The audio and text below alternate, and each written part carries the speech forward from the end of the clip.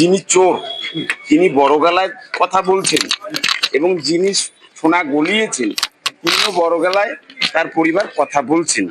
একটা এফআইআর করেছেন মনে হচ্ছে সুশান্ত বর্মন ভিডিও। এটার থেকেই বোঝা যাচ্ছে যে এখানে চক্রান্তকারী ষড়যন্ত্র আছে।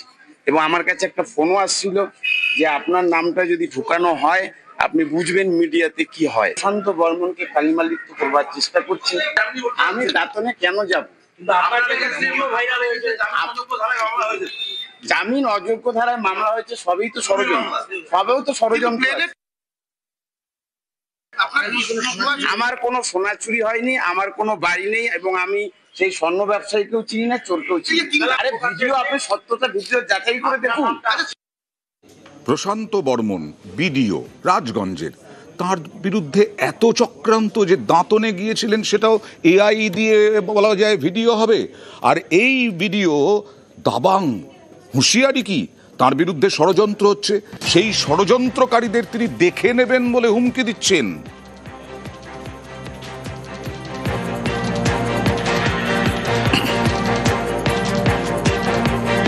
এটা হচ্ছে একটা বড় মাপের ষড়যন্ত্র চলছে, কিভাবে দাবাং থেকে মাটিতে শোয়ানো যায় সেটাই একটা চক্রান্তকারীরা চক্রান্ত করে যাচ্ছে। চক্রান্তকারীদের চক্রান্ত থাকবে না, দাবাং দাবাংই থাকবে। রাজনৈতিক নাকি চক্রান্তকারীদের আমি খবর পেয়েছি, আমিও দেখে নেব।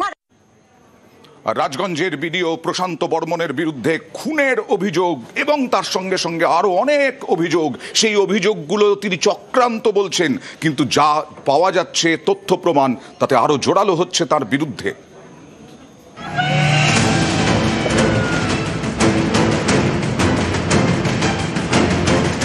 প্রশান্ত বর্মন জলপাইগুড়ি রাজগঞ্জের বিডিও, তার বিরুদ্ধে ভুরি ভুরি অভিযোগ।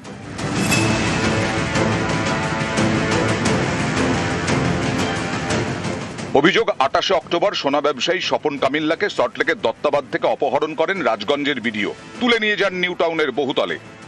কালো গাড়িটা এখানে রেখেছিল, ওরা সব ঢুকে গেছে নিয়ে, আমাকে নিয়ে এসে নামিয়েছে, আমি সবে নেমেছি তখন হঠাৎ উনি বললো যে বেরিয়ে এসে ঘর থেকে ওনাকে দিয়ে আসো, ড্রাইভার বলছে।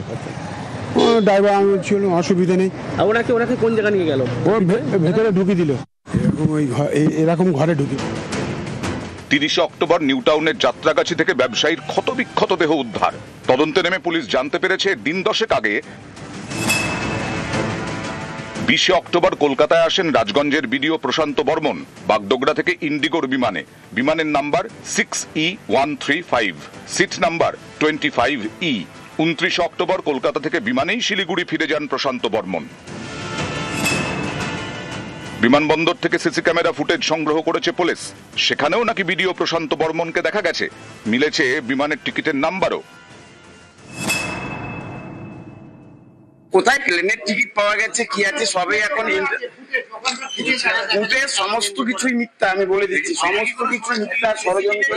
এখন বর্তমান যুগে কার ছবি কে কিভাবে ব্যবহার করছে, আর আমার ছবি আজকে শুধু নয়, আমার ছবি কালচিনি থেকে শুরু করে সবখানেই আছে।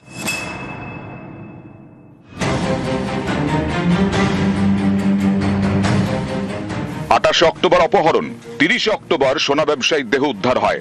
খুনের অভিযোগ বিডিও প্রশান্ত বর্মনের বিরুদ্ধে। আমি কিভাবে চিনবো স্বপন কামিল্লাকে বলুন? আর আমার চেনার কি দরকারই আছে? আপনি কলকাতায় এসেছিলেন কবে? আমি কলকাতা গিয়েছিলাম অনেকদিন আগে, মানে 27-28 অক্টোবর আপনি কোথায় ছিলেন? আমি কলকাতায় যাইনি, 27-28 কলকাতায় যাই। সোনা ব্যবসায়ীর ক্ষতবিক্ষত দেহ উদ্ধার। 1 নভেম্বর ব্যবসায়ীর পরিবার বিধাননগর দক্ষিণ থানায় লিখিত অভিযোগ জানায়, যার ভিত্তিতে এফআইআর হয়েছে। নিহত ব্যবসায়ীর পরিবারের অভিযোগের ভিত্তিতে খুনের মামলা হয়েছে বিডিওর বিরুদ্ধে। 23 তারিখ কলকাতা যান দোকান খোলার জন্য, ওটা 2-3টা গাড়ি আসি আমার স্বামীকে তুলে নিয়ে যান। আমার মনে হয় প্রশান্ত বর্মা নামে লোকটা আমার স্বামীকে সেই খুন করে মেরে দিয়েছে, তুলে নিয়ে গেছে। অভিযোগ করেছেন থানায়? হ্যাঁ, একটা এফআইআর করেছেন মনে হচ্ছে সুশান্ত বর্মন ভিডিও। এটার থেকেই বোঝা যাচ্ছে যে এখানে চক্রান্তকারী ষড়যন্ত্র আছে। সোনা ব্যবসায়ী স্বপন কামিল্লার বাড়ি পশ্চিম মেদিনীপুরের দাঁতনে। অভিযোগ গত অগাস্টে সেখানে যান রাজগঞ্জের বিডিও প্রশান্ত বর্মন। সেই ভিডিও তোলে স্বপনের পরিবার। আমি দাঁতনে কেন যাব? জামিন অযোগ্য ধারায় মামলা হয়েছে, সবই তো ষড়যন্ত্র। বিডিওর বাড়ি থেকে নাকি সোনা চুরি হয়, সেই সোনা নাকি পান স্বপন কামিল্লা।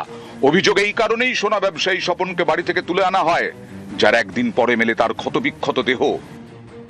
চুরি করেছিলাম, চুরি করার পরে স্যার প্রথম আমাকে মারধর করলো, নিয়ে যাওয়ার পরে গণেশ পূজার দুদিন পরে সবার ছেড়ে দিলাম, স্বীকার করতে ছেড়ে দিল।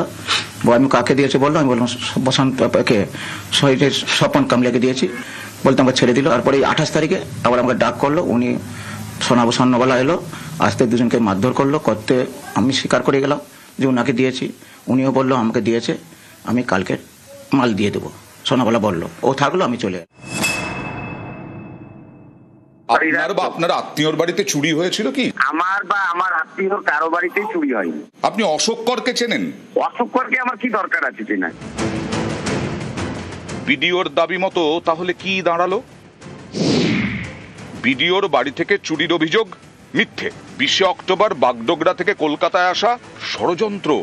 29 অক্টোবর কলকাতা থেকে শিলিগুড়ি ফেরা ষড়যন্ত্র। সোনার ব্যবসায়ীকে অপহরণের অভিযোগ ষড়যন্ত্র। ব্যবসায়ী দাঁতনের বাড়ি যাওয়া ষড়যন্ত্র। ব্যবসায়ীকে খুনের অভিযোগ ষড়যন্ত্র। এতজন বিডিওর বিরুদ্ধে মুখ খুলেছেন, ছবিতে বিডিওকে দেখা যাচ্ছে, বিমানবন্দরের সিসি ক্যামেরা ফুটেজও পেয়েছে পুলিশ। এসবই কি তাহলে মিথ্যে? সবই কি ষড়যন্ত্র? রাজগঞ্জের বিডিওর বিরুদ্ধেই এত ষড়যন্ত্র কেন? এটা হচ্ছে একটা বড় মাপের ষড়যন্ত্র চলছে, কিভাবে দাবাং থেকে মাটিতে শোয়ানো যায় সেটাই একটা চক্রান্তকারীরা চক্রান্ত করে যাচ্ছে। চক্রান্তকারীদের চক্রান্ত থাকবে না, দাবাংই থাকবে। রাজনৈতিক না কি চক্রান্তকারীদের আমি খবর পেয়েছি, আমিও দেখে নেব। নিউজ 18 বাংলা।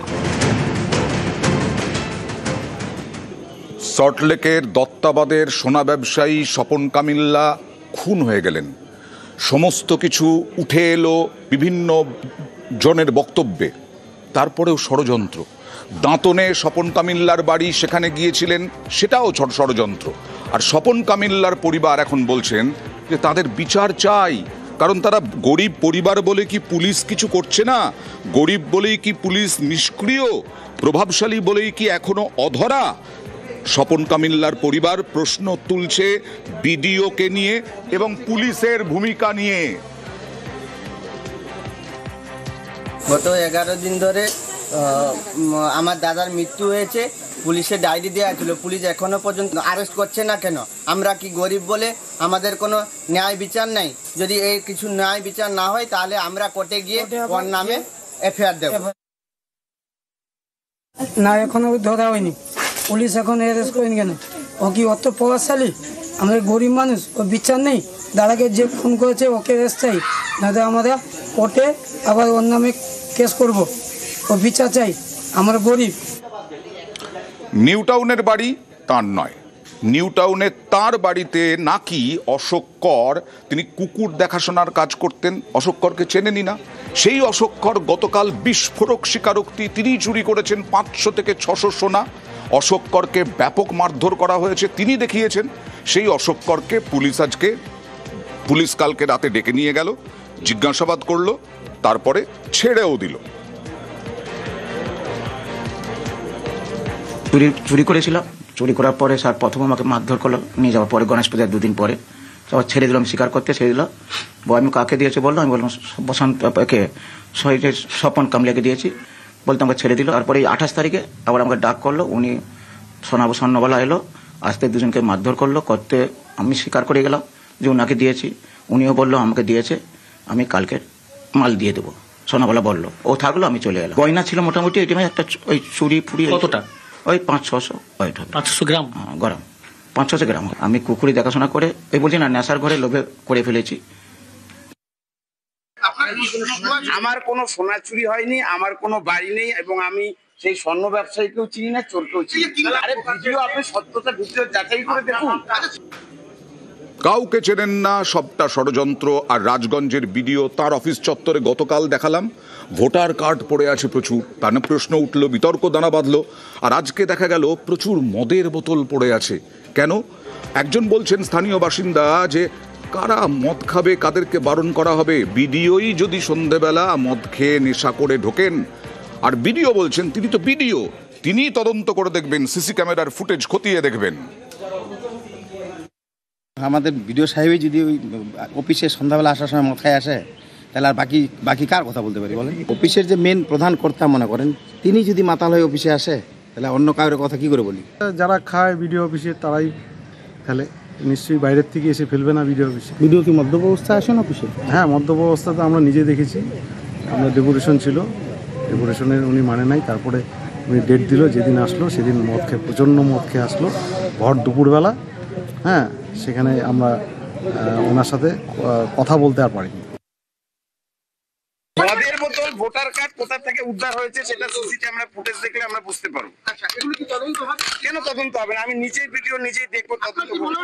যে ভোটার কার্ড গুলো আমি কালকে দেখেছিলাম, আমি কালকে ফিল্ডে ছিলাম, আমি শুনেছি, আমি সেইটা জয়েন্ট সাহেবকে বলেছি, এবং জয়েন্ট সাহেব বলেছেন যে এই ভোটার কার্ড গুলো পুরনো ভোটার কার্ড এবং এই ভোটার কার্ড গুলো কোনো অস্তিত্ব নেই। রাজগঞ্জের বিডিও